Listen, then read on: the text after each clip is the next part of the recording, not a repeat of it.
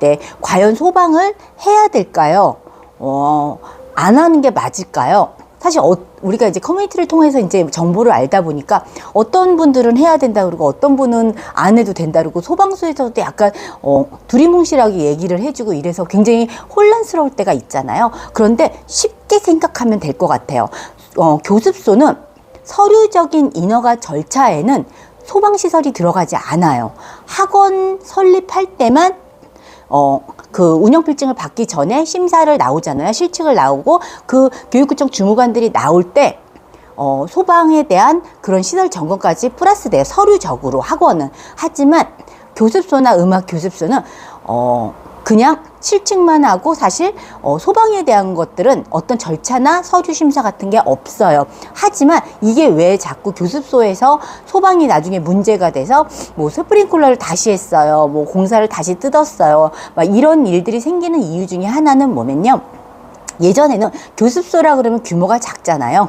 작다 보니까 개인상가, 그러니까 뭐 단층으로 된 그냥 딱 피아노 하나 있고 뭐 다른 상가 하나 정도 있고 뭐 위에는 주택이라든지 이런 식으로 그런 곳에 교습소가 굉장히 많았어요. 근데 지금은 실제적으로 상가들이 너무 많이 지어지면서 대형의 상가들이 많아지면서 어떻게 되면요, 그 상가 안에 그 상가에서 솔직히 다른 점포에 서로 화재가 나고 그러면 안 되잖아요. 그러다 보니까 이 상가에서 그 자체 점검하는 그런 업체들을 두게 돼 있어요. 왜 그러면 뭐 아무리 관리실에서 관리한다고 해도 그 관리하시는 분들이 다 체크할 수 없잖아요. 그러니까 정기적으로 한 달에 한 번씩 그 관리에 포함되거나 돈을 내서 업체에서 우리 건물에 화재나 이런 거에 문제가 없는지를 점검하게 되거든요. 그럴 때 우리는 인허가적으로는 문제가 안 되기 때문에 소방에 대한 걸 전혀 공사해 놓지 않다가 그 상가 업체에서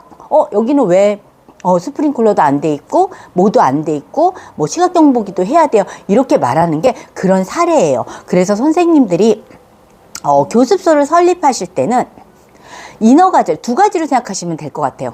내가 교육구청에 서류를 넣을 때는 소방이나 이런 시설에 대한 거는 점검받지 않고 공간에 대한 실측만 하시고 뭐 구조된 거 이런 거 확인하시고 운영필증을 받는다고 생각하시고, 단 내가 상가가 있는 그곳에 관리소나 상가에 꼭 문의하셔서 여기에 대해서 소방을 따로 해야 되는지를 꼭 알아두신 다음에 뭐 자체 소방업체가 있다 또는 이 관리실에서 관리하는 곳도 있거든요. 거기서 어떤 뭐 스프링클러나 어떤 것들은 기본적으로 해야 된다 그러면 거기에 준수하셔서 예방 차원으로 그렇게 시설을 해두시면 나중에 다시 정말 공사가 다 마감된 상태에서 다시 재공사를 하는 그런 피해 사례를 막을 수 있을 것 같아요.